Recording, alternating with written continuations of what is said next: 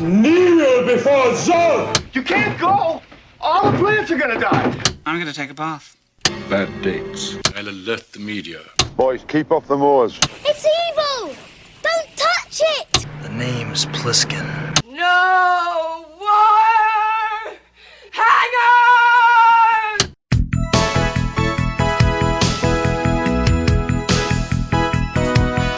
Welcome to Vintage Video, where we're rewatching the 80s so you don't have to. We'll be reviewing every major film release of the 1980s in chronological order, overanalyzing what you've seen and spoiling what you haven't. I'm Patrick O'Reilly. I'm Jesse Bayless. And I'm Richard Wells. And today we're discussing Fear No Evil, released January 16th, 1981. It was written and directed by Frank LaLoggia and released by Avco Embassy Pictures. Bernard Lee died the day that this film was released. Oh. Bernard Lee most famously played M for the first 11 James Bond films. As this episode is posting, it is now January 23rd, 2021, which means it's been exactly 6 years since Richard and I debuted the Phoenix Foundation, a MacGyver rewatch podcast, which also makes today the birthday of MacGyver himself, Mr. Richard Dean Anderson, and more importantly, today is the birthday of longtime listener and our first patron here on Vintage Video, Costa Dinos. Happy birthday, Costa. The working title of this was Mark of the Beast, but it was retitled Fear No Evil in post. I think I like Mark of the Beast better. I do too, but now that I think about it, I think we have another movie called Mark of the Beast on our 1981 schedule. Do we? Doesn't sound No, familiar. Image of the Beast. Oh, okay. Writer, director, producer Frank LaLoggia was a go-getter. He and his cousin Charles and their attorney Carl Reynolds went all over their hometown of Rochester, New York, raising $25,000 from supporters. They used the money to form LaLoggia Productions in November of 1978. They intended to produce a comedy at first, but many investors, especially in the wake of Halloween's success, believed horror to be a more commercial genre. Charles had noticed Bolt Castle on Alexandria Bay in Rochester and suggested they center the story there since the location is a perfect fit for horror, and I agree. It's a pretty cool location. Yeah. I liked it a lot, and I was thinking that I was surprised that I haven't seen it in another movie before. Yeah. And it looks totally different now. It's all been No, it's pretty much the same. Well, it doesn't in this movie because of the time of the year that they shot it. It looks Sure. kind of decrepit. Yeah. But like seeing it in, But there's like, parts that are on the water and there's parts that are like on the hill behind it. There are parts that look like they've been flooded. Yeah. That's how much on the water they are. Yeah. That shit is on the lake. Lake's at my ass. Lake on. Frank wrote the film on a salary of $180 a week and continued raising money with Charles until by the start of production, they had raised $550,000. Wow. The film was shot in 9 weeks with a non-union cast and crew. When production wrapped, the film was still in need of $150,000 worth of visual effects. They screened a 2.5-hour cut for Avco Embassy without special effects and spent 4 months working out a deal to finish and distribute the film, and Avco retained worldwide distribution rights and a profit share. Part of these negotiations included a demand from Avco that zombies be added to the plot. By the film's release, the budget added up to about $1.5 million, and it scored about $3.5 million in theaters, so it paid for itself. It was originally due for release in May of '81, but Avco had sold another title, Night Kill, to television and slid Fear No Evil into Night Kill's theatrical slot. Night Kill was originally on our list for last year, and I was in the middle of my second watch when I realized that it never actually played in any theaters, so we dropped it from the schedule. But it's worth checking out. Jacqueline Smith and Robert Mitchum in a detective psychological thriller murder mystery.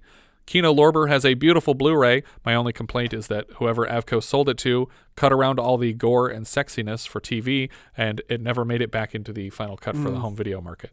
I don't know why you'd want to put it in a January spot, though. It seems like a bad place for a horror. I mean, maybe it was different in '81, but now January is a dumping ground. Yeah. And it just seems like it's not a great place to put a horror movie. I do think that it seems, even for Avco, to be a lower budget title for them, though. And I think it was a low risk situation. This is, first time director. He was in his mid-20s.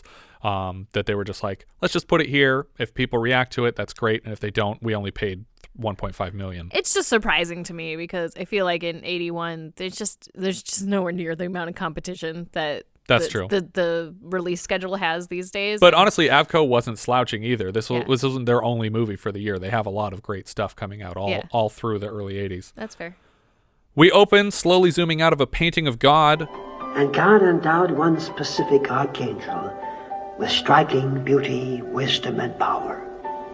He named him Lucifer and promised him eternal life in heaven. But Lucifer asserted independence and proclaimed himself to be like the Most High. I am like the Most High. Like, out of anybody, I am the Most High. The promise broken and driven from heaven, Lucifer vowed to wreak vengeance and suffering upon all mankind.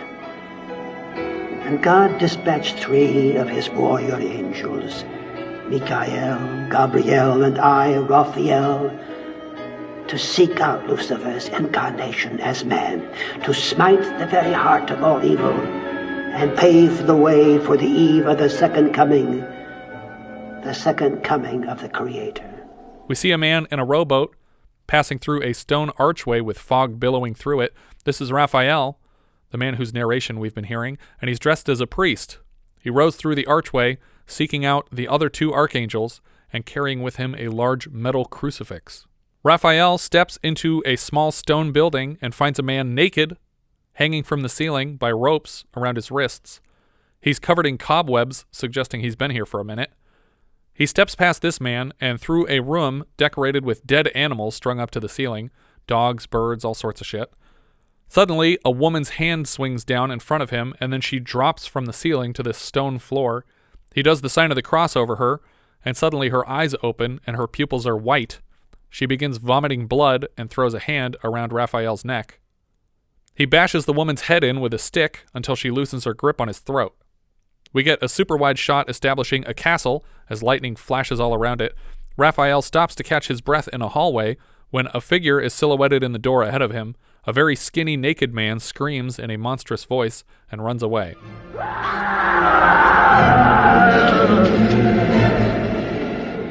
Raphael follows. Eventually, Raphael stops to catch his breath again when he looks up at a balcony and the skinny man screams over it at him. The skinny man has sideburns that almost reach the sides of his mouth and needles for teeth. His pupils are bright orange and he has Count Chocula eyebrows. Again, Raphael gives chase until the man squeezes flat against a tree in the yard like the world's worst hide-and-seek player. He introduces himself with a name that I can't understand because of the mix, and I didn't have subtitles to work with. I am Bonam. In this lifetime, yes. He addresses Raphael as Father Thomas Damon before crossing his arms and transforming into a woman on the ground. She calls out to the father for warmth, but he resists. The woman transforms back into the skinny man, who shouts, I will be reborn! He reaches out a hand with a cross burned into the palm upside down and summons the crucifix from Raphael. It flies straight across to him and pierces through the center of his chest, pinning him to the tree. Is he directing that? Because it seems weird that I think he would is. pull that into himself, because it...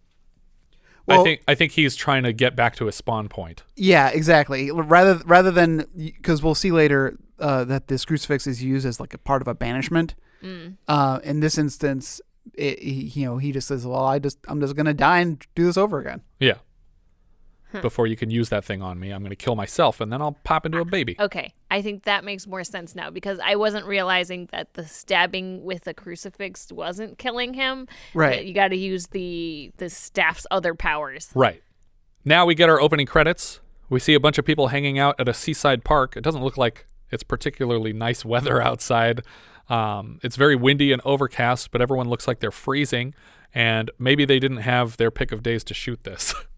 We get some funky slow-mo in this section. A title tells us that this is upstate New York, 1963. We cut to a man filling out paperwork in a baby book about the birth of his child as he shouts at several other men indecipherably. I'm glad they added the year here, though, because the opening sequence, I was very confused about what era we were in. Because but I also didn't know how close together these two moments are either. That's true, but we see pretty quickly it was close that it was close together. But I was really confused because priest outfit doesn't show us much, and this decrepit Giant castle stone looking castle, didn't yeah. help us much, and the other guy was basically naked. So. Yeah. But when did Count Chocula come out? No. The baby's mother worries that it's getting sick, while outside, more experienced fathers are teaching the new dad to smoke a cigar. Unfortunately, they're teaching him wrong, and he's on the verge of throwing up here. It sounds like they're just about to head to the baptism, but they're running behind schedule. The baby is screaming the whole way to the church and all through the ceremony. A heavy wind blows open the doors to the church, and suddenly blood is pouring out of the baby's arm into the baptismal font. A splash of blood is tossed in the choir boy's face, and it almost looks like his left eye just exploded out of his head. I'm impressed it's called a font. I definitely didn't Google that. Similar splashes of blood appear on the mother and priest before the grandmother wrestles the baby away and rushes it out of the church while everyone just stands and watches. We cut back to the house where the baby was born, and it's in shambles. Window frames are hanging off of the house, and there's trash in the yard. We crossfade to years later, and Ivy is taking over the porch. There's more trash in the yard now, and we hear the father's voice inside ask, How much longer are we going to allow him to run our lives? The mother chastises him for putting his needs above the baby's, and we crossfade again to see the vines further ensnaring the home, and the porch is now falling apart. There's a lot more trash in the yard. The last crossfade adds a lot more vines and a title that reads 18 years later. Inside the house, Marianne, the mother, brings a birthday cake with 18 candles to the dinner table. The dining room reminds me of the one in Honeysuckle Rose where they had the ice cream fight, but I'm not going to look it up to see if it's the same room. Probably not. I think not. Plus, that is gross. Ice cream fights? Yeah. Yes. The father congratulates her for having taken care of this kid for 18 years with him, and then she moves to light all the candles on his birthday cake. Both parents seem shell-shocked, and Dad heads upstairs to knock on Andrew's door. From inside Andrew's room, we see a book on a desk opened, and after several knocks from Dad, the book slams closed, in sync with the shadow in the background slamming the book and standing up. The implication here being that somehow Andrew is invisible and still casting a shadow, which is even more impressive than just being invisible. Is that more impressive or less impressive? Well, I'm seeing light bounce off of the wall, so light is clearly going through him one way. That's true. But it's not going through him the other way. So he's only invisible to the audience. Right. That doesn't make sense.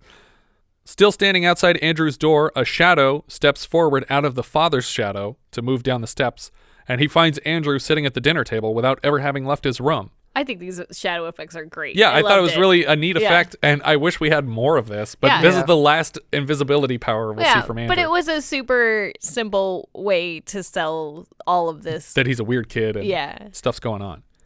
Once his parents have sat down at the table with him, he lets his mother know that she missed a candle and strikes up a match to remedy her mistake. As soon as the match catches, the lights in the room go out, as do all of the other lit candles. It's a neat effect because I don't think they're being blown out. It's possible they're actually gas-lit candles that are being fueled through the cake because they just turn off. There's no smoke coming up from them. It doesn't look like there's a jump cut. I think they literally just flipped a switch to turn off all the other candles. They actually sucked all the air out of the room. Oh my God. Is that why the actor died? He didn't die. Dad stands to find a flashlight in the dark, assuming that they've tripped a fuse, and asks Marianne to bring him the cake so he can start cutting it. It turns out a table is a perfectly good place to begin cutting a cake. I don't think he asked for it to cut. This was my big gripe about this moment. I think he asked for the cake because it had lit candles and he wanted to use it as a light to find the flashlight. Oh my God, I didn't even consider that. But it's the most awkward scene when she carries it over. Like it seemed like she carries the cake with one candle in the middle of it to help him find a flashlight with. Yeah, but like she's going to pass it to him, but and then it looks like he's reaching for it, and then he doesn't. Well, he like pulls his hands because back. obviously what the goal of this scene was for the actors was to drop the cake. Right. I don't know if they had additional cakes and so they basically just had one shot at the scene, but she really obviously just drops the cake. Yeah. Marianne accuses him of having done it on purpose, dropping this cake in their shag carpeting. And she shouts at him and slaps him until he shoves her to the floor. When she struggles to get herself up, she starts grasping the corner of a nearby table, but succeeds only in dropping what I thought was an iron on her head. Was it not an iron? I thought it was an iron. Okay, yeah, I couldn't tell. I don't know why that would be in the kitchen, but we're seeing it from a weird there angle. There is garbage in their lawns, Yeah. sweetie. These are not the most tidy but people. it cracks her in the head and knocks her unconscious. Possibly dead. So do we see her the We rest do. Oh, yeah, we do. see her Yeah, later. many times. We'll get to that, because I didn't realize it was supposed to be the mom either. Oh, you didn't? Okay. Not until my second viewing. Dad rushes to her side, but looks back over at his son. Who are you? Who are you? Like his son did this. But I do have a question. Is the son doing this on purpose I don't right think now? so. Not and yet. does he know that he's doing these things? Because he was invisible and snuck past his dad, so that feels intentional. But this whole scene doesn't feel like he's intentionally doing these things. It's like bad things just happen around him. There's definitely some times where I feel like he is not in control or he's ashamed of what he's doing. I don't think he's doing anything on purpose until the third act. I think everything on the way is just his Things that powers happen. emerging with Okay. his sort of like devil puberty. As if there's any other kind. Right. The son doesn't answer these rhetorical questions of who are you, and we fade to black. We fade back up on a college campus with really weird piano music. Is this a college campus? No, it's a high school. You're right. I thought it was college at first because everyone is college age. Yeah. But you're right. It is a high school. It has a high school campus. I like that. We get quick shots of school in session. A student turns in an assignment and flirts with the teacher for a grade improvement. The teacher starts calling out names to return everyone's reports, and Van Shaw, I think, is not responding. She absent-mindedly taps a pen on her desk until the guy sitting next to her touches her hand, and she finally hears her name. So I was really frustrated because I think we mentioned before, aside from the podcast, that it's like trying to figure out who these people are in this movie. Right. So the purpose of having a classroom scene where you read names aloud and Is have that these people are the come names up they use? is that, yeah. So this is how you identify these characters. Specifically in the credits. Yeah. But he's using their last names, and all of the characters are credited by their first names. Right. And I'm like, Yep. I was so aggravated that I was like watching this scene. This scene's worthless to me. I'm Yeah. not getting anything out of this. Yeah. But it sounds like he's saying Van Shaw. I find out later it's Fan Shaw with an F. But that's obviously not her first name. And literally no one calls her by her first name, which is what she's credited as. Right. So the whole time I was like, I have no fucking idea who this character is or where I'm supposed to figure out what her name is. Does she get? So she gets called Fanshawe again later. She gets called Fanshawe a couple times. People refer to her as the Fanshawe girl. But no one in the whole entire movie, I've watched it twice now, calls her Julie, which is what she's called in the credits. Okay. So I was like, I have no idea which character this is. It becomes obvious later. Yeah. Because she has more than one credit. But Yeah.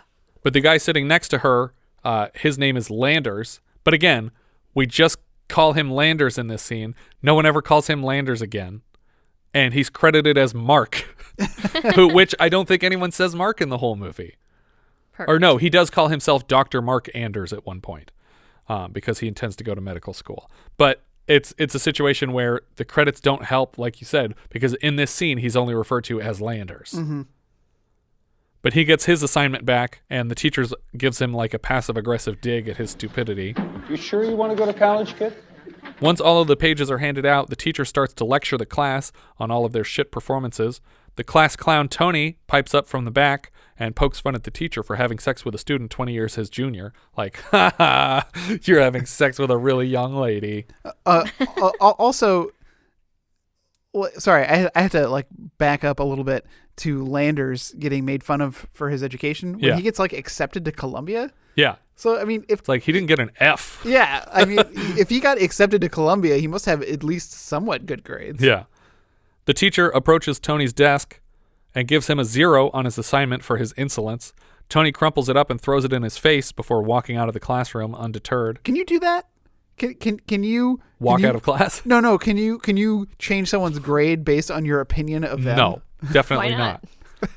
I mean, you can. You would be fired for it. And he did. Yeah. I don't know. It's 81. I guess it depends feel on the like- school. Yeah. Yeah. Boomtown Rats, I Don't Like Mondays plays us out of the scene.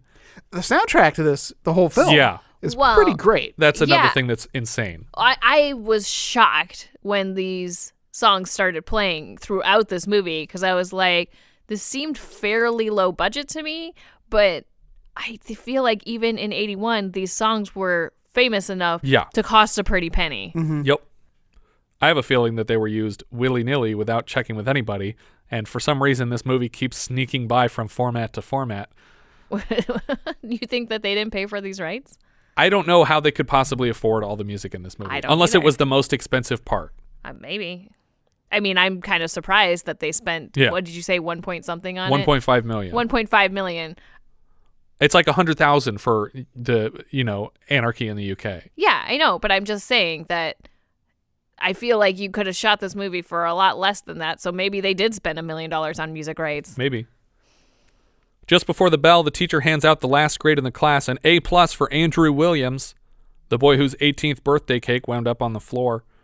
The teacher excuses the class, and on his way out, Andrew notices that Fanshawe, left a book on her desk, and he collects it to return to her.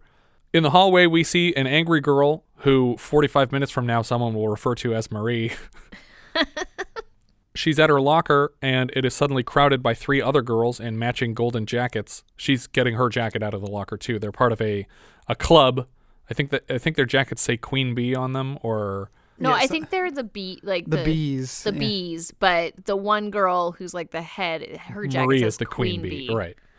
Mm. And they're all looking at the mirror. She has a full-length mirror on the inside of her locker that apparently they all paid $2, like they all chipped in to buy this full-length mirror so they could all use it. She closes the locker on one of their faces and tells them to buzz off, in keeping with the bee theme. Right. She hands them both joints, and they all walk out together. In the parking lot, one of the kids uses a Slim Jim to open the door of a convertible. Not that kind of Slim Jim, Richard. And then he takes a bite out of it, and all of his teeth fall out of his mouth because it's made out of really strong metal. I know that's what you call it. Just, I couldn't get the image out of my I guarantee you one idiot, at least, has tried to open a car using a fucking meat stick. But anyway, this guy gets into the convertible, and he cranks the stereo up real loud. Andrew watches from a caged-in fire escape in his long black pants and long-sleeve black sweatshirt. Suddenly, we're hearing Anarchy in the UK by the Sex Pistols, which I would have guessed was way out of this movie's price range, though the song starts with the lyrics, "I am an Antichrist," which is appropriate if a bit on the nose. We see Tony and Marie making out against a wall, and then they open a door and run down some stairs into a boiler room. Suddenly, the girl has her boobs out and is waving them at Tony before running away from him. They have sex very quickly down here, but this confused me. He leaves her there while she's still getting dressed. Right. And then when he gets to his car, she's already standing there with her friend. I was like, did he just cheat on his girlfriend with someone downstairs, or is this the same girl? Because she like tortoise and haired up to the car. Yeah. It's just a weird blocking situation. And I thought something crazy was going to happen in the boiler room. You have a boiler room. Nope, nothing. Something's like I thought like he was going to like push her up against the edge of the boiler and she was going to get her back burned or something like that. And do you remember the last movie we saw that? She doesn't actually get burned, but they fuck against a boiler. I can't remember. Against a boiler? I remember us talking about it, but It's a water heater tank. It's in a stripper's dressing room. It was Schizoid. When he meets her there at the strip club and then has sex with her. Tony gets back to his car and starts screaming at the kid sitting in the driver's seat. The kid claims that the car was unlocked when he found it, and Tony believes him and slaps his girlfriend Marie hard across the face for leaving it that way. You left the car door open this morning, man. That's a $200 sound system I got in there. It's a Blomkamp. You owe me one Blomkamp. Looks like I'm going to have to keep calling this person Tony's girlfriend or angry girl because I have no idea what he's saying here. Leanna, Lillian, Luann. It turns out he's saying Marie. No, he's not saying Marie, but he says, you left the door open this morning, man. But he's swallowing the word, so I heard Ann at the end and thought he was saying Luann. Andrew sneaks up behind another car in which a couple are making out and just stares at them through the back window until they notice.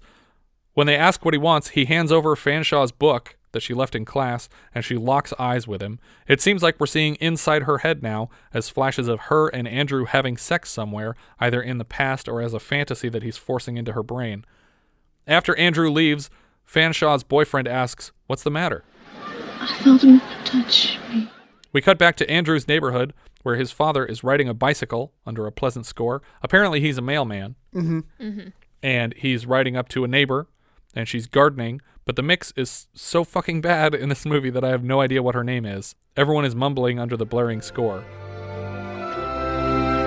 Buchanan. Oh, yes, Mr. Williams. I didn't hear you come up. Brianna, Joanna, Anna, Leanna. The credits are no help either. Turns out he's saying Buchanan. Is that what it sounds like to you? I couldn't figure out what he was saying, but I thought since she referred to him as Mr. Williams, I assumed it was her last name. Because all we're hearing is the Annan part of Buchanan, because the rest of it is under the score. But I just if the music is playing over the person's name, say it one more time in the conversation, because otherwise I'm not going to be able to tell who these people are. But then that only matters if you're writing out a beat for beat explanation of what's happening in the movie. It's funny because when you were watching this movie, you were pretty annoyed at the first go around, and I watched the movie and I'm like, this doesn't bother me at all. I'm enjoying this movie. Mr. Williams starts by bonding with her with some garden talk, and then he brings up his son and how he's doing great in school. Mr. Williams says that he did terrible in school, and Mrs. Buchanan says that most parents wish that their children would outdo them. Mr. Williams just leaves without saying another word, like he's offended, and she rushes after him. I've chased you away with my ranting. Forgive me. Ranting? If anything, that was just a platitude. It's just a nice thing. It's like as inoffensive as possible to just say, oh, yes, well, we want good things for our kids. Oh, I'm sorry, I've offended you. I'm out of here. I thought that he was engaging in an affair. Oh, maybe. I thought, like, okay, they're leading up to he's going to cheat on his wife with this woman. But then when she catches back up with him, she says, All of them refused to acknowledge me. 18 years and their hearts are still black with guilt and shame. They refuse to hear the truth and accept. They refuse to accept the truth. They have eyes but cannot see. Father Damon was a good man and a good priest. He didn't kill anybody. Everybody else killed him. What the fuck are these two people talking about? They're talking about Father Damon. Who is this lady?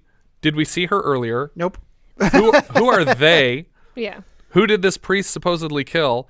And yes, they're talking about Father Damon from our cold open, who it turns out was accused of murder after that guy got stabbed with the crucifix. He did stab a guy with the crucifix. No, he didn't. Well, the guy stabbed himself with Yeah. a crucifix, I guess. His fingerprints are on the murder weapon. Right. Mr. Williams is so moved by her gibberish that he starts crying and rides his bicycle away. Did I mention that he's dressed like a mailman? Because he is. Yeah.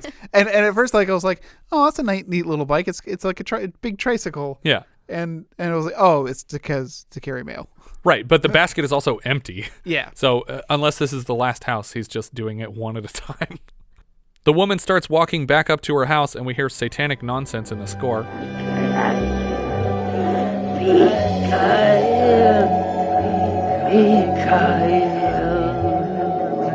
Remember my death, Mikhail. Remember my words to you. Oh, good. Now we go to the flashback to explain what the hell everyone was talking about. The woman, Buchanan, is in what looks like a jail cell with the priest from earlier. She's speaking to the Archangel Raphael in a body named Father Thomas Damon.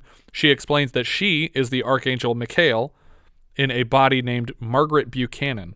Raphael seems to be on his last legs, and he's crying because he doesn't expect to be reincarnated again on their mission. The third Archangel, Gabrielle, has still not been granted a body yet.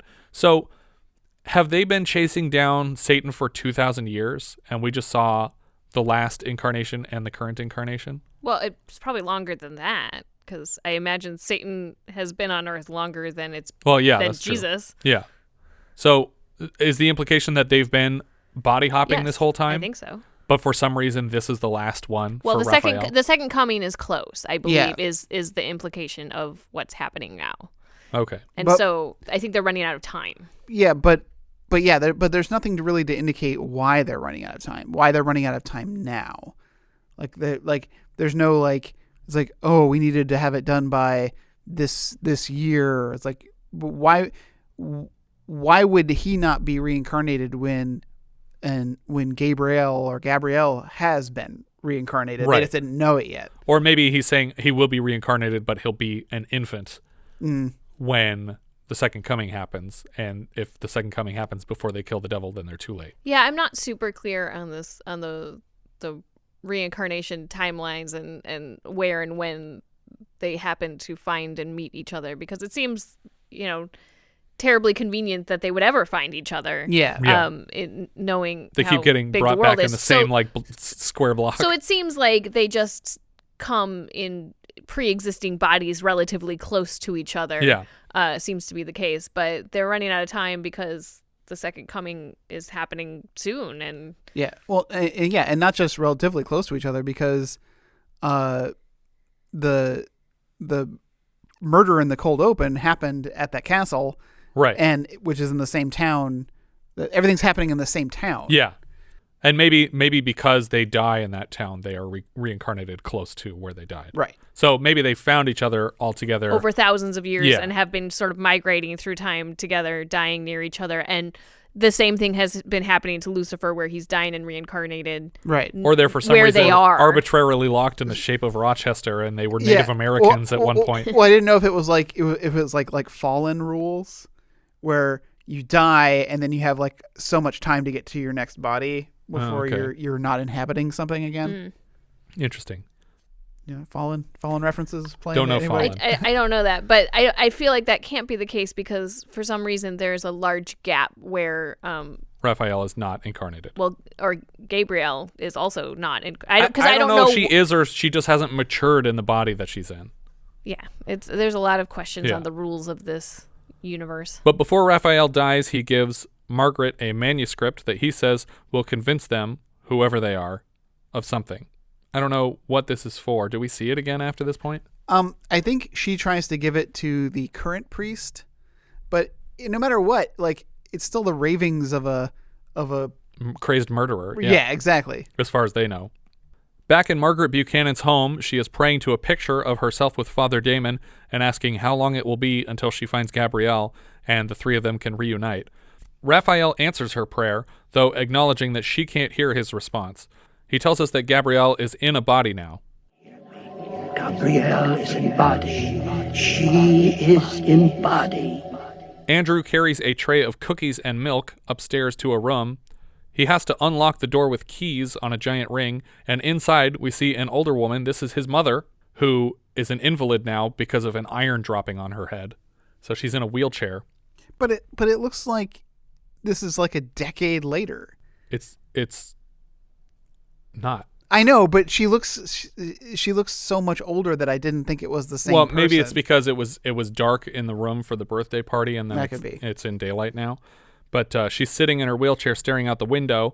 Her wheelchair has cobwebs drifting from it, as does the desk in the background, suggesting that she hasn't moved a foot in several weeks. Regardless, she smiles back at him when she sees the cookies.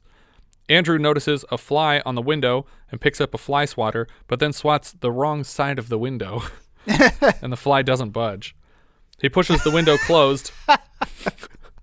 He pushes the window closed and puts a cigarette in the old woman's mouth before lighting it for her. She literally has cobweb strands from her head to her shoulders, like she's a fucking Halloween decoration. I'm surprised that if she can't move that much that she can smoke a cigarette at all, because I would think that, like, how would you, like, to just be ash falling in your lap? Yeah. He steps outside and closes the door to lock it again. We see a ferry moving downriver past the castle, and the tour guide introduces it as Lawrence Bay Castle. Well, ladies and gentlemen, what you see before you is the legendary Lawrence Bay Castle. Abandoned, never completed. It was built by wealthy European immigrant Rosario Bonomo. Bonomo employed hundreds of immigrants to this country as dirt haulers and stone cutters. But during construction, word got back to the mainland that Bonomo had gone mad in the final months. Then he goes on to say that Monomo, or Bonobo, or whatever the fuck he's saying. Did Christopher Nolan do the mix on this movie? Anyway, Manolo employed many immigrants to build the castle, but apparently he went crazy before he finished the building, and the workmen kept disappearing, which sounds like an H.H. Holmes situation to me, where he would just hire a lot of people to work on a building and then murder them and put them in the walls of the house before he would hire the next people and not pay them either. I have to admit, this castle looks totally badass if it's not a miniature. And it's not. It's real. Yeah. And the interior is gorgeous, too. It sounds from the conversation here like what we saw in the cold open happened fairly recently, and that guy Rafael was held accountable for the dude getting speared to a tree. The guy also says something about this castle being due for demolition, with the plan being to replace it with a golf course. Andrew is listening to the tour guide's speech from the shore, and he considers this sacrilege. Which is why I feel that this location was significant. Yeah. Like that this castle is like the Dana Barrett apartment building. That makes sense, of this universe, and that's why everything keeps happening in this town. Mm-hmm. I've been looking at the ironwork in Dana Barrett's apartment, and it is very, very strange. But he seems to know, like, the secrets of the castle, despite the fact that he doesn't have complete control over his powers yet. But he, like, walks over to a fountain in the castle yard, and he talks about how he's going to restore it to its glory, and he touches a lion statue, and suddenly the whole thing lights up and starts blasting beams of light in every direction. Within the beams, which have sort of a rainbow spectrum to them, we're watching reverse footage of clouds drifting through the sky. We cut to a guy driving a yellow convertible. He pulls it up to a house and honks a couple times, and then we cut from the person honking the convertible horn to Tony's girlfriend and another girl at the window of an ice cream shop, and they're hearing a honking, and so they turn and walk up to a red convertible, which is not the yellow one that we just saw pull up to the house. I don't understand the point of this fake out, but we watch a yellow convertible pull up, the guy honks, we hear two girls hear a honk, and then walk up to a different car, and it's Tony. He asks Mary if she wants a ride to school, and we cut back to that other convertible where it's Fanshaw's boyfriend, Mark Landers, and he's telling her that he's been accepted to Columbia University, and they hug in celebration. And then he proposes to her, sort of. He just kind of says, hey, you're going to be Mrs. Landers, but let's not tell anybody until the party on Saturday or whatever. Just think, in a few years it'll be Dr. Landers and Mrs. Dr. Landers. So he just answered for her. And she even kind of makes a joke about that by saying, like, I have any choice? and then she gives him a big hug. This is a healthy relationship. Yeah. We're now a third of the way into this movie, and it hasn't really started yet. Back to Tony and his girlfriend as she finally gets in the car to accept a ride to school. Tony slapped this girl hard for leaving his door unlocked, but he has no qualms with her eating chocolate ice cream in the passenger seat. Landers and Fanshawe get into his convertible and start driving, and I was sure that these cars were going to, like, hit collide or something. The whole point of showing two people are getting in cars at the same time, what's going to happen? Literally nothing. In the school parking lot, Tony offers weed to Andrew, who passes on the opportunity. Tony tells Andrew not to believe the rumor that smoking gives you boobs, and points to his girlfriend, whose name he finally reveals as Marie. Look at Marie here. She's as flat as a pancake, and she's been smoking pot before she got burst. She's obviously offended and gets out of the car to leave. She tells Tony that it may not cause you to grow boobs, but it does seem to cause impotency. By the way, the whole scene is being played out under Blitzkrieg Bop, which, again, seems more expensive than this film should have been able to afford. After a bell rings, we cut inside the boys' locker room, where everyone's acting like they're going to fight each other. Then we move into the showers, where we find the most dicks since Can't Stop the Music last year. Yeah. I was like, finally, a guy's harassing guys in the shower scene. I've been waiting for this. One of the guys comes up with a hilarious joke. Hey, Tony, Andrew sure is sexy. Suddenly, all the guys are hitting on Andrew while he showers. Tony asks Andrew on a date, and when Andrew doesn't respond, he says, if you're not going to date me, you at least owe me a kiss. And everyone just laughs like this is normal bullying. Hey, you know what would be really crazy if we kiss right now. Tony gets Andrew pushed against the corner and forces a hard kiss against his mouth. I honestly didn't expect this moment until it was happening. Yeah. It seems like Tony can't pull himself away, but they're locked. How could you? I know. But they're locked in this kiss for like 15 to 20 seconds. And they're spinning around. Yeah, and Tony is struggling to escape, and I assumed that Andrew had like bit his tongue or something. Yeah. But when they eventually separate, it seems like neither one of them knows what happened, why they couldn't stop kissing each other. Tony is very embarrassed that his joke about kissing another guy naked in the showers could be construed as gay. He demands his friends keep quiet about this and storms out of the showers. But even as he leaves, a friend tries to hold him back so that they can talk it out and practically grabs his dick on his way out of frame. It's just like, guys, just let go of each other. They all follow Tony to make sure he's okay, and we cut to this weird shot. There's two kids that are just beating the shit out of each other outside of a church. And then they notice Margaret arriving at the church, and when they see her going through the door, one of them goes, Hey, look, it's the witch. It's the witch. And then they just go back to punching each other. It's a very weird insert. I think that the purpose of this is to just show that the town in general thinks she's crazy. Right. Probably because she defended Father Damon so much. Right. Margaret kneels at the head of the church until a priest answers, and then she talks with him about Father Damon's diary. The priest doesn't want to hear what Margaret has to say because she's still trying to clear the record of a murderer, which goes against the will of God. He took a man's life. It was not a man. It was a product of the unholy trinity, and remains so to this day. What are you trying to say? She tells the priest that what Father Damon killed was Lucifer incarnate, and the priest says, "We've been over this." He reminds her that Damon was tried and convicted, and she accuses him of betrayal. The priest starts yelling at her and then runs back to his little priest room to pray for strength. I looked it up. That's what they're called. We cut to the front yard. It's called an office. Isn't it called a rectory? It is called a rectory. Just don't like saying that word. Rectory. Rectory. Damn near kildery. What? We cut to the front yard of the house at night. It looks like the house where Landers picked up Fanshawe earlier, so this must be her home. The camera is suddenly inside a shaky POV, breathing heavily. The POV floats into Fanshawe's bedroom, and we suddenly cut to Andrew in bed with her. She seems to wake up while he fumbles at her waist, but she rolls over slowly and they kiss. The flashes of them in bed together that we saw earlier come from this scene. Andrew is shivering, and the muscles in his arm are just spasming as he leans over her. She tries repeatedly to shove him away, and he tears into her back with his fingernails before he leaves the bed.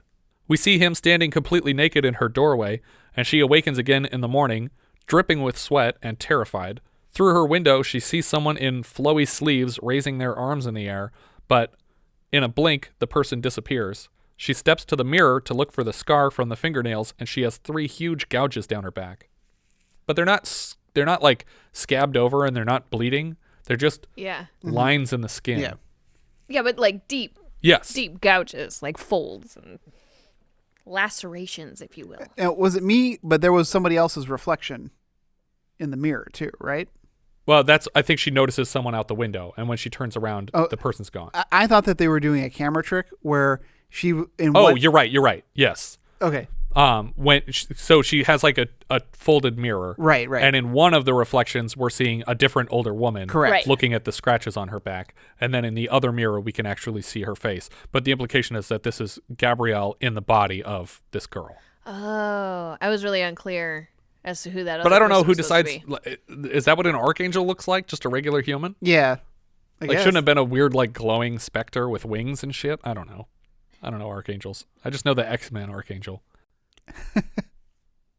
We cut to Andrew in the office of the high school where a guidance counselor is showing him acceptance letters from Yale and Harvard with full scholarships. The counselor is very excited, but he doesn't seem to care. She gets him copies to show his parents. We cut to a gym class where all the students are lining up.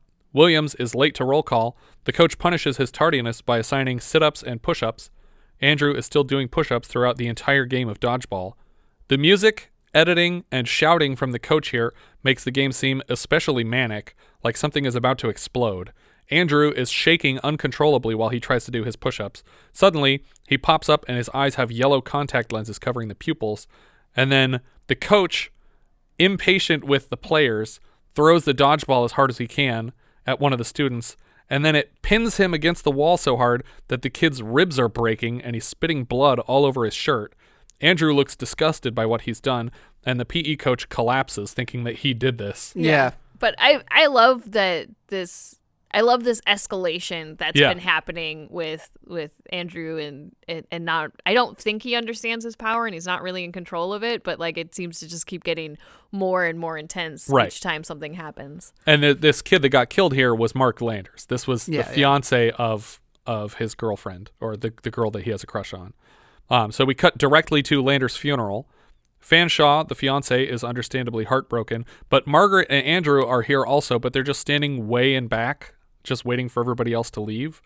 Margaret prays over the coffin, and then Andrew just starts walking away toward foliage in the background, like, I live in the woods now. Hey, look at that, a headstone that says Rosario Bonamo, Bonnamo. We've solved one mystery today. The dates read 1922 to 1964, suggesting that this guy was 42 when he got 666 kebabbed.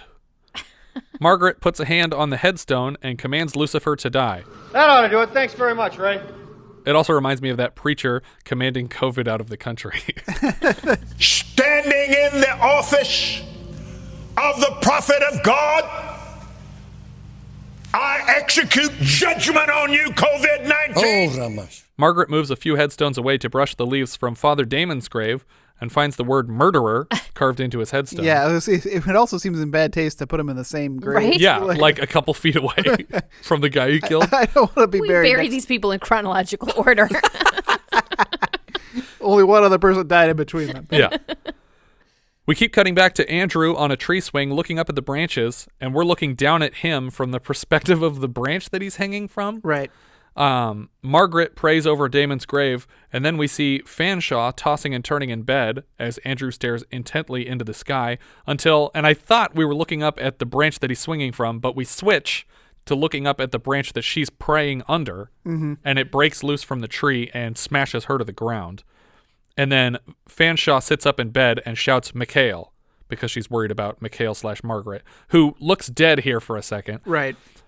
Back at home, Gabrielle/Fanshawe is writing on the floor, and we cut to Father Damon writing on the floor of his jail cell years earlier. Rafael is sending a message through time to Gabrielle. Gabrielle? I can't decide how to say this. I keep changing it. Well, it's weird because the angel is Gabriel. Right. But they say Gabrielle They in the beginning. do say Gabrielle, but then it's also there's all sorts of different pronunciations for the archangels because it's Michael or Mikhail or Mikhail, and there's all sorts of different ways to say these names. And he was the one with the Navy, right? Mikhail's Navy, Yeah. yes. Rafael is sending a message through time to Gabrielle and keeps having to stop when a jail guard tells him that it's time to eat, so the message gets interrupted. As Rafael is thrown to the floor of his jail cell, we see Fanshawe drop to the floor of her bedroom, and when the guard steps on Rafael's hands, she feels that as well. We fade directly from her hand being crushed on the floor to a doctor leaving her bedroom, having given her a sedative. The next morning, we see Mikhail, Margaret, survived her attack and splashes some water on her face from a water pump before she heads home.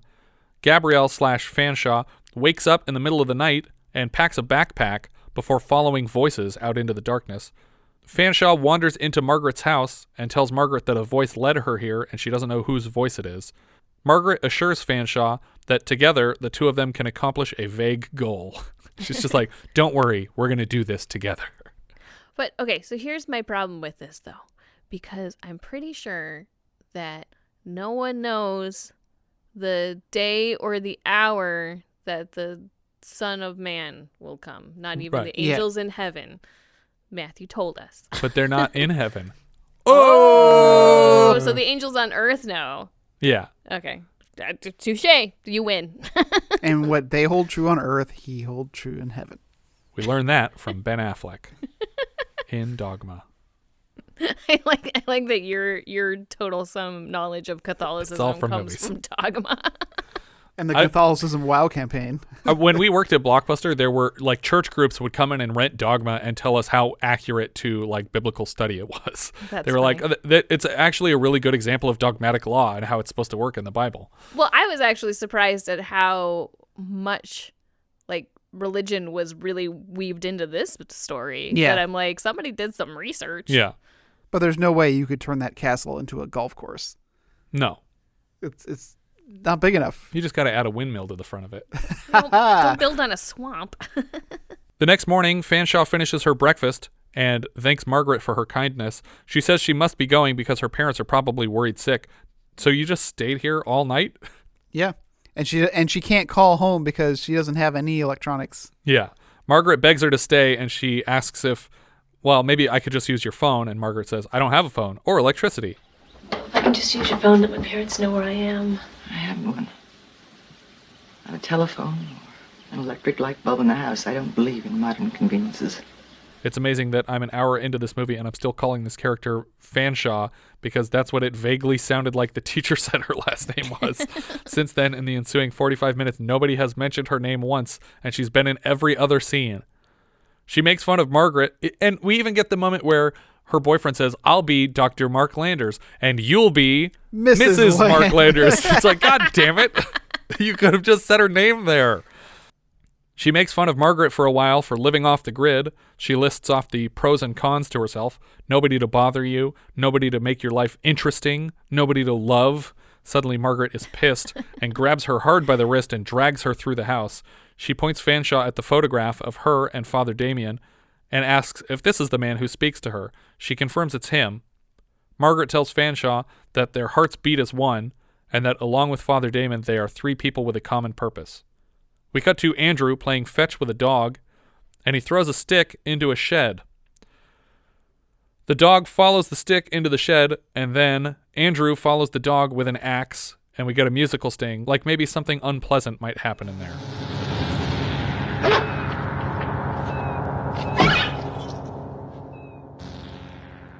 Here's where I would like to point out that the credits specify all animals appearing in this film were under the supervision of Kenneth F. Wynn, DVM. So this is a sedated dog, hopefully, and not a dead one, though it very closely resembles a dead dog. I don't know what DVM stands for. Doctor of Veterinary Medicine. Okay. There we go. I did not know that. Though presumably the dogs hanging from the ceiling are dead. Because for some reason it seems worse if they're alive. We cut inside the barn where Andrew lays the dog corpse across a table and starts undressing next to it. He holds a cup under the dog's head while he squeezes dog head juice out of the dog. Okay, just to be fair, it looks like blood. Andrew drinks the dog's blood and then buries his face in the dog's belly. I was like, what? Why a dog? I don't know. I don't know, but he is, regardless of the dog being sedated, he is aggressively grabbing at its fur. And I get that you can, like as puppies, you could pick a dog up by the scruff of the neck and it's okay, but like it still bothers me. It's very disturbing to watch him grab the scruff of what looks like a dead dog. Maybe they just had a vet there to confirm, yes, the dog is dead now. You can manhandle it. I am supervising this dead dog. Margaret tries to get a hold of the priest to discuss something with him, but he's in a hurry today. Apparently the church is putting on a show, and the mayor is here to see it. He also brought along a guy named Dick Laubacher, who works with a news agency and wants to write an article for syndication about their church show. Father Daly says that he's been producing this show since 1948 every year. We get this whole pointless conversation between Daly and Laubacher about the work that goes into the play until they finally separate, and Margaret reappears to demand his time and attention. So, 1948. He's very young. But from 1948 to 1963, he must have known Father Damon. Right. Yeah. That's a long time. To know the guy and still think he's capable of something that monstrous? I thought before this, oh, yeah, Father Damon killed a guy, and so the church put in a new priest. Right. He's been a priest here also. Yeah, they have a long-standing relationship. She tries again to read to Daly from Damon's diary, but he won't hear it.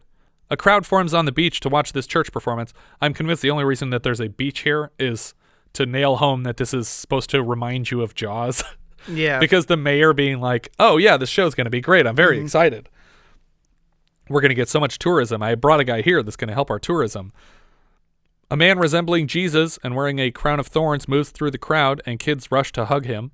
Tony and Marie pull up somewhere in his convertible, and Marie opens the glove compartment for no reason to find a handgun. What the hell is that? What the hell does it look like, a tampon?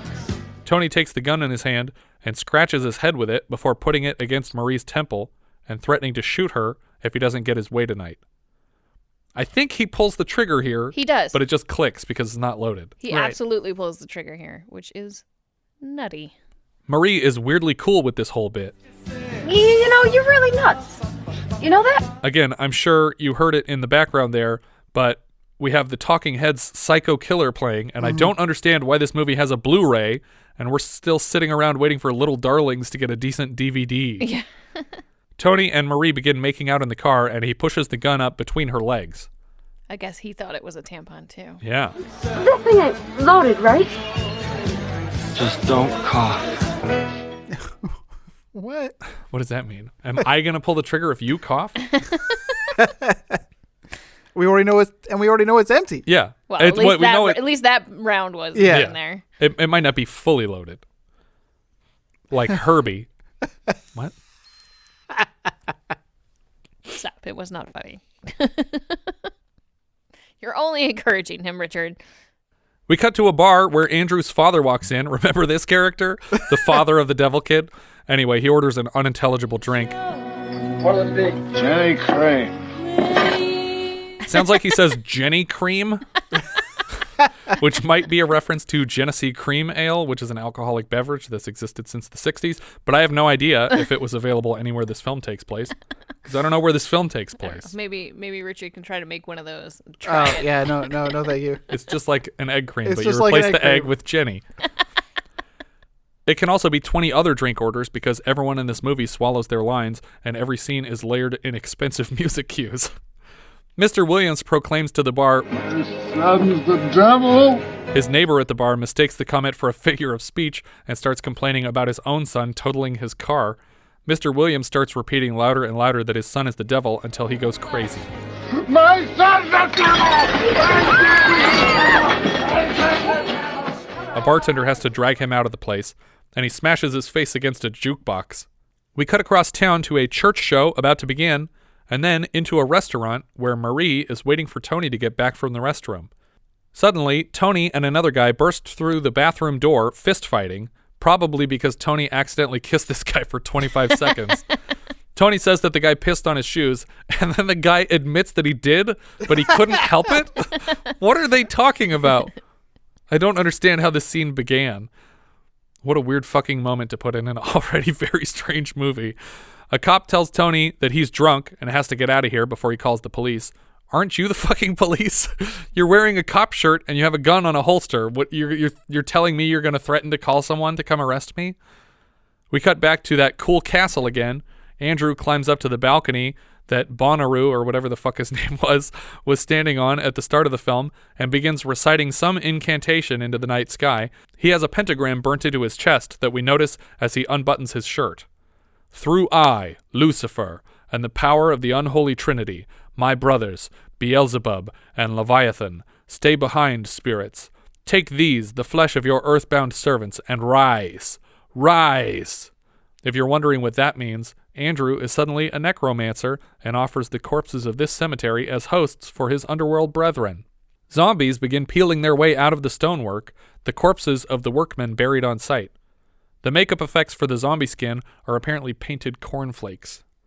In addition to all these zombies, someone has put a cow skull atop a Jesus statue, and the skull is capable of looking around at all the new zombies. The zombies gather to move through the woods as more of them struggle their way out of the grass and back above ground. One of them looks really cool. It just reminds me of the cemetery in Beetlejuice when it comes out of the ground. But there's like a guy that's like pushing his way up through, like you see the grass bulging and then he tears it open. It just looks really neat. Some of them are carrying pickaxes and shovels, like they were still carrying the tools they worked with when they got murdered in place. Well, they all look pretty fresh too. So we're not really banking on accuracy here. We cut back to the church play. Jesus says some Jesus stuff. We cut back to Margaret's house where she unwraps the big metal crucifix that should be in an evidence locker after Father Damon used it to pierce a sternum. All the kids that got thrown out of the restaurant for being drunk suddenly race down a dock and trade a man beer for his rowboat. Like, why didn't we just start here? There was no point to the diner scene of them getting kicked out. Just have them want to party. There's a few scenes so far that could be lifted completely. I'm guessing that what happened was there was some other way that all these kids died, and they had to change it when they added zombies to the story. Maybe. But the man is pissed that they took his boat against his will, and they head straight to the castle, now swarming with zombies awaiting Andrew's orders. I am the life source. I shall be like the Most High. Dude, I shall be like the Most High. We cut back to the dumb play where Jesus says more Jesus stuff. The scene is now the Last Supper, and then we cut back to the docks where Margaret and Fanshawe are asking the guy with 0 boats if they can borrow a boat for cash. He walks away from them. All the drunk kids from the rowboat are crowded around a fountain outside the castle, and Andrew points at them and grunts as if to sick his zombies on the crowd of kids. So far, in an hour and 20 minutes, Andrew has only killed 1 kid, and it seemed very much by accident because he expressed clear remorse. But suddenly we cut somewhere. A guy is talking into a phone. Maybe the guy that was sitting next to Mr. Williams at the bar. Maybe a totally new guy. No, this is the boat guy. Oh, okay. He's telling the person on the other end that he has information regarding the missing Fanshawe girl. I know now that it's Fanshawe and not Fanshawe because I can see a newspaper on the table where her surname is spelled out. But also, how long has she been missing to the point where everyone already knows she's missing? Yeah, it's in the newspapers? Yeah. It's been a couple days. Has it been a couple of days? Didn't he pick her up at the house this morning? I don't know. Yeah. Either way, she's apparently missing. Well, she at least spent the night at What's-Her-Face's house. Oh, that's true. Yeah. But it wouldn't be a front page story the next day that she disappeared in the middle of the night. Suddenly, we cut back to that room with the old lady and the cobwebs. Remember that from like an hour ago? Yeah, me barely too. Mr. Williams shoots the lock off the door from outside and then wanders in to find the old lady alive, scared, and dripping with cobwebs. Did he know she was in there? I presume yes. I think they've kept her in there but all these years. He seems to not care about her anymore. Right. I think what happened is, based on the conversation that he has with the guy at the bar, the guy says something along the lines of, yeah, well, the kids are evil, but they're part of you still, they wouldn't be here without you. They wouldn't be here without you or something like that. But I think that it's clicking in his head that the evil, if it either came from him or it came from his wife or his wife cheated on him. And so he goes home and he blows open the door to get into her room. I'm going to kill you because you're either evil or the mistress of evil. Yeah. And so he puts the gun to her head and blows her brains out here in the room. And he sends her head like crashing through the window outside the building. Like he shoots her so hard that she flies through the window. And we see this happen from outside the building. We cut to police arresting Margaret and Fanshawe as they sneak around town with a giant metal crucifix. No, you don't understand. Honestly, stop explaining to people what you think is going on because they're basically required to lock you up if you start talking like this. We see a couple of kids from the stolen rowboat making out in a pool that they found on the castle property. It looks like it's an indoor pool, but they're quickly joined by a bunch of zombies. I think it's just a flooded tower. Maybe. But they're skinny dipping in it, whatever it is. Yeah. And zombies start joining them here. The guy's name is Bobby, and he climbs out of the pool as soon as he can to leave his girlfriend behind, but he comes face to face with several more zombies waiting around the pool. Another pack of zombies sneak up on and kill all of the kids waiting by the fountain outside. I don't know how they didn't see a giant swarm of zombies that completely encircles the house, but somehow they missed it until the zombies were already upon them. We cut back to the church play where Jesus is being crucified and the soundtrack is playing Thunder. Jesus of the play looks like he's in real pain, and then we get quick inserts of his arms experiencing stigmata. The actors below him on stage notice the blood dripping down his face and from his wrists. Blood starts spreading up around his waist. Well, it's in his side where the spear would have pierced him. And he starts shaking to break free of this crucifix prop. A woman in the audience watching the show is confused when her glasses start dripping blood, and so the fuck am I. Why are her glasses bleeding? Does she have astigmatism? The whole audience stands and screams, running from the show. Everyone's faces are all bleeding. The stagehands struggle to get Jesus down, and suddenly, lightning is striking their equipment, causing all these speakers and lights to explode. People are collapsed all over the floor, bleeding and shaking from electrocution. One man collapses into the surf just in time for lightning to strike him there, and it's very cool looking. Yeah, cool. I was like, oh my God. Okay, so here's my question. Yes. Is this the work of Lucifer, or is this the second coming? This is the second coming. Okay, so... That guy was Jesus. I I'm just saying, I don't know because shit happens in the second coming, you know? Like, yes. I think this is supposed to be the second coming. That they've called it by doing this passion play on the beach. You asked for it. Yeah. Another crowd of people try to scale a chain link fence, and we can guess how that's going to go. Nope, I was wrong. No more lightning. The cops arrive as everybody's leaving the venue in a hurry. Apparently, they brought Margaret and Fanshawe here and then left the car unlocked so they could get out of the back seat. Margaret struggles to swim upstream from the exiting crowd. She begins praying to the Jesus actor on the cross when she hears Raphael's voice say, "We three are one now, Mikhail. It is the eve of the second coming to the temple." Margaret rushes back to Fanshawe, and Jesus is struck by lightning and set aglow on the crucifix. Yeah. Very cool. Now Margaret is stealing the police car. Amazingly, some of the drunk teenagers who stole a rowboat are still out of earshot from all of their dead friends. Of course, the last two are Tony and Marie making out at the bottom of a staircase into the basement of the castle. Tony is telling Marie that he will protect her and that no one will ever get their filthy hands on her. But just as he says this, we're seeing the understandably filthy hand of a zombie reaching up through a leaf pile to grab Marie's foot. She starts screaming, and Tony runs away when he realizes that they're not alone here. Suddenly, more zombies are shambling down the stairs, and he makes a run for it. Outside, Tony finds Marie's best friend, Brenda, mourning the death of her boyfriend, whoever that was.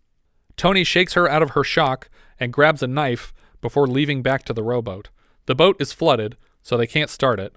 Margaret and Fanshawe park the police car by the docks and steal a second boat to row across to the castle instead of just driving the police car there. I think it's completely surrounded by water. Well, maybe it is in the movie, but in real life it's not, which is what was confusing me because I had already looked up where the castle was. But they have never shown it connected to land, and True. I think the concept when they show a ferry driving around it to show it off is that it's just totally flooded. That makes sense. Tony and Brenda kick in a door to the castle and start running from room to room. They stop for a moment to catch their breath, and Brenda starts crying on the floor. Tony notices in a mirror across the room while looking into it that his chest has bulges. He starts to fondle himself above the shirt and then tears it open to reveal that all those years of smoking marijuana have caused him to grow full-on female breasts. He starts screaming, and Brenda is freaking out. Andrew appears in the doorway, wearing the big black robe with flowy sleeves that we saw earlier. He laughs in Tony's face, and Tony tries to stab him with the knife he collected, but Andrew is too strong for him. Andrew forces a second kiss on Tony, and then shoves him against the wall where Brenda is. Understanding that he can't kill Andrew, Tony instead stabs himself to death, shouting, "Fuck you! Fuck you! Fuck you!" Which I was not expecting, but that's such a cool moment. Yeah, but I was immediately reminded of Wesley laying on the bed when Robin Wright's about to kill herself in The Princess Bride. Yeah. There's a shortage of perfect breasts in this world. Be ashamed to ruin yours. That would be great. So he is stabbing himself here, but he's being forced to do so, right? I didn't think so. I thought he was stabbing himself so that he couldn't be killed by Lucifer. Oh. Or whatever this character I thought he was is. being forced to do that to himself. Just the fact that he's saying fuck you while he's doing it. Yeah, but at the same time, it's like, oh, you're forcing me to do this, fuck maybe. you. Yeah. But he had this knife, and instead he's turning it on himself because Lucifer's making him do that. Yeah, I guess it's not clear enough whether or not he's in power of himself. He collapses in Brenda's lap now, and she's alone with Lucifer. Andrew lifts her and walks out of the castle. He lays her down on a platform outside under the Jesus statue with a cow skull and starts to make out with her. As soon as their lips touch, her mouth is instantly bleeding. He unbuttons her shirt and grabs a sharp knife to sacrifice her, but Fanshawe and Margaret arrive just in time to hit the snooze button on the apocalypse and kick the can down the road again. Because I figured he was just going to suck the crucifix over to stab himself and then be a baby. Andrew plunges the knife into Brenda's chest, and Margaret whips a blanket off of the end of the crucifix staff, which blasts a holy light into Andrew's face. Andrew runs away up the stairs into the castle, all the while growling like a monster. If only they'd shown up with this thing unwrapped, Brenda might still be alive. As Margaret and Fanshawe pursue Andrew, zombies are bursting in through all the windows around them. Fanshawe and Margaret get to the same place where Father Damon was when the previous Lucifer incarnation appeared on the balcony. We cut up to the balcony where Andrew is standing with his arms spread wide. Margaret and Fanshawe chase Andrew to the same tree from the beginning. I don't understand why this crucifix didn't glow for Father Damon, because he pulled it out. He was like holding it when he was close to the guy. Maybe it's because he was alone. Maybe. And they needed to work together. That's possible. To make this happen. But the crucifix seems to absorb something from Andrew, and Margaret makes them do a couple Our Fathers, but he's not very good at them. Our Father! Our Father. Not my father! # not my father. Margaret takes his hand and holds it to her chest as she talks him through the prayer. For this whole scene, Fanshawe was just standing there holding the crucifix up. Andrew gets the whole way through the prayer and lifts his right hand, which is glowing with an upside-down crucifix burn. Andrew backhands Margaret to the ground and approaches Fanshawe. From Fanshawe's perspective, she sees her dead fiancé, Landers. Fanshawe seems very susceptible to his trickery, even as Margaret pleads with her to see through the illusion. She shoves Andrew back a step, and he wraps a hand around her throat and lifts her into the air. Instead of doing anything about it, Fanshawe kneels and cries in the grass. Suddenly, Andrew's face turns into a full-on demon face. Yeah. Like the makeup work for demons on Buffy the Vampire Slayer or something. His eyes are glowing like that thing that hatched from a Lucifer's egg in Witch's Brew last year. He tosses Margaret into the distance, and we see her body rolling over and over in the grass until eventually coming to a stop. And I think she's dead for real this time. Yeah, she's dead. Fanshawe crawls on her hands and knees to the now bent crucifix, and as she touches it, the light beams out of it again. She points the beam at Andrew and holds it tight. The crucifix is starting to do weird things, and she lets go of it as it vaporizes in her hand. It floats up into the sky and then crashes down, stabbing into the dirt in front of Andrew. It looks like God is trying to use laser tattoo removal to get the pentagram off of his chest. Fanshawe is silhouetted in another beam of sparkling light and begins undressing in silhouette. Suddenly, the silhouettes of Margaret and Father Damon join her and also undress. The three of them merge into one white-hot beam, and we hear one of them say, "Behold the promise." The laser sets Andrew's chest on fire. He cries out loud about what he was promised by the prophecy, and then, when he throws his arms wide, he is struck by lightning and glows many colors before exploding into 1,000 multicolored balls of light shooting in every direction.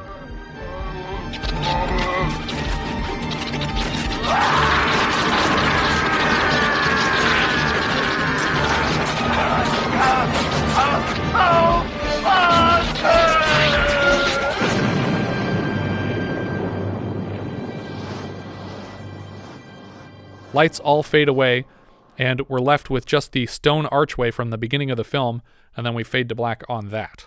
I was like, please end the film right here. Yeah, this is the perfect ending. Leave it. I don't want like a denouement where like she's like wandering around. 15 years later, and we see, she got accepted to a college, and she's going to recover. No. End it. Just end it. And they do. That's the end of the film. By the way, according to the credits, Fanshawe's first name is Julie, even though it is never said in the entire film. Our writer-director here was Frank LaLoggia. He also co-wrote the music for the film, as well as dubbing over the voice of the Christ character in the Passion Play. He also wrote and directed Lady in White with Lucas Haas in 1988. He also appears as a pizza delivery boy in 1977's Fun with Dick and Jane. Editor Edna Ruth Paul also edited Evil Dead. Stefan Arngrim played Andrew Williams. He was Barry Lockridge in 51 episodes of Land of the Giants. I'll discuss his work in Getting Wasted from 1980's Belated Anniversary minisode later this year. He's also Drugstore in Class of 1984, and he's one of Ghost Blake's men in the Fog remake. Okay. Elizabeth Hoffman played Mikhail / Margaret Buchanan. This was her first film, the lady playing Margaret. Yeah. She plays Meryl Streep's mom in The River Wild, and she's Bea Ventnor in 127 episodes of something called Sisters, which I've never heard of. And she was also the Linda Hamilton's mother in Dante's Peak. Oh, okay. The one that they have to like wheel out to get away from the lava. They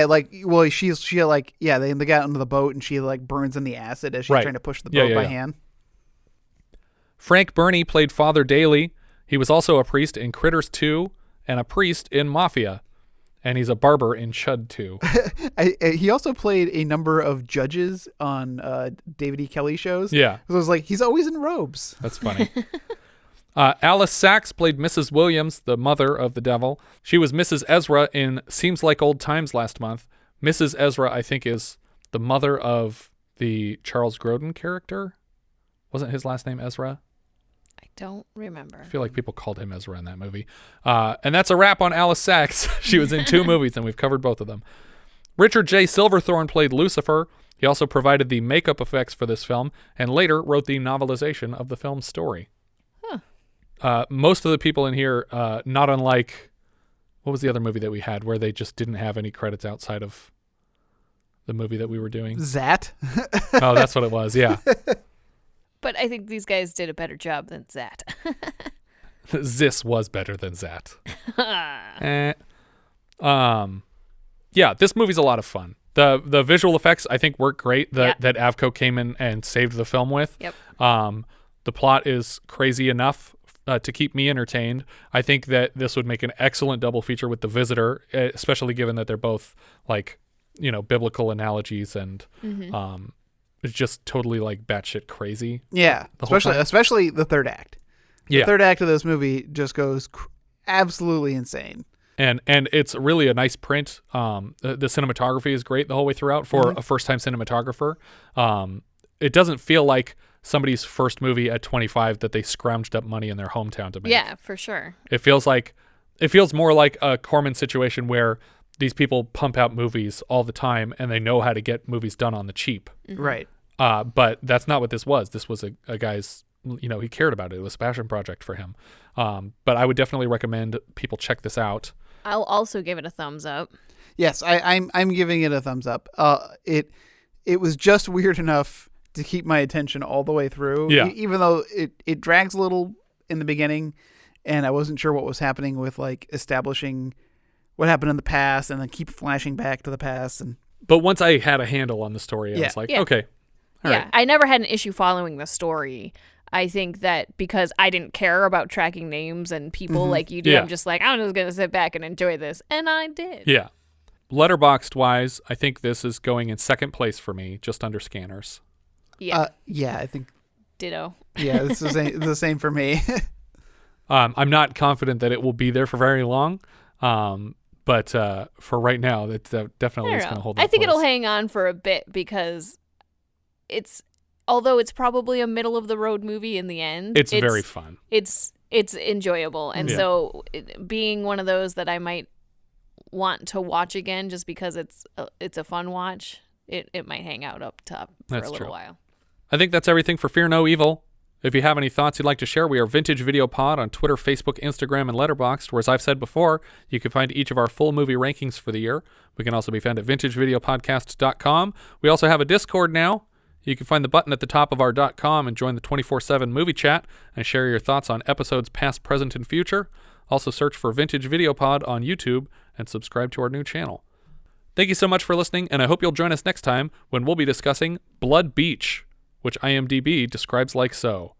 Something or someone is attacking people one by one on the beach. Some of them are mutilated, but most of them are sucked into the sand, disappearing without a trace. We leave you now with the trailer for Blood Beach. Pretty, isn't it? The beaches of L.A., playground of America. Until this beach turned into a living nightmare. You said creature. Why did you use that word? I don't know. What would you call it? Blood Beach, man. Yeah, right on. Blood Beach.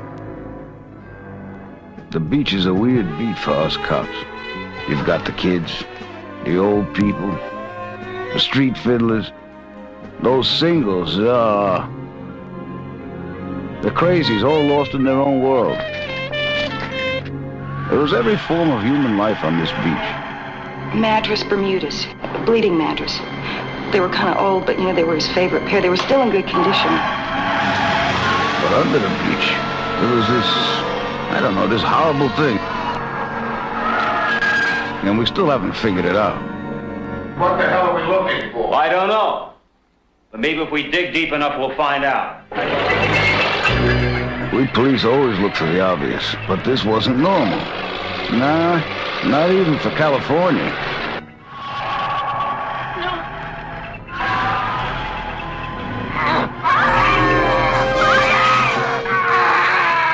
Doctors figure that there's been considerable brain damage.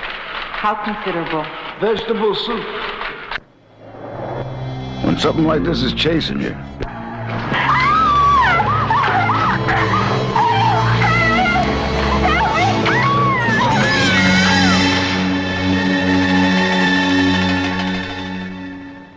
If it's human, or even if it's animal, it's got to have a place to go back to. Kind of sad the way things have changed, huh, Mr. Sullivan?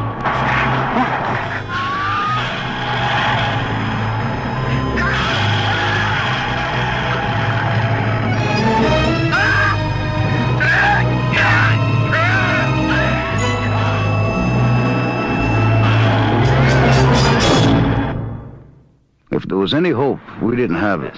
We didn't know a damn thing. Just when you thought it was safe to go back in the water, you can't get to it.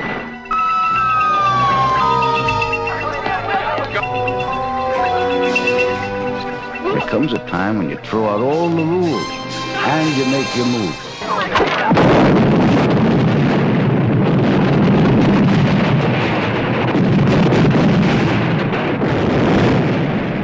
Blood Beach is an okay place to visit, but I wouldn't want to die there. I'm not kidding. Find my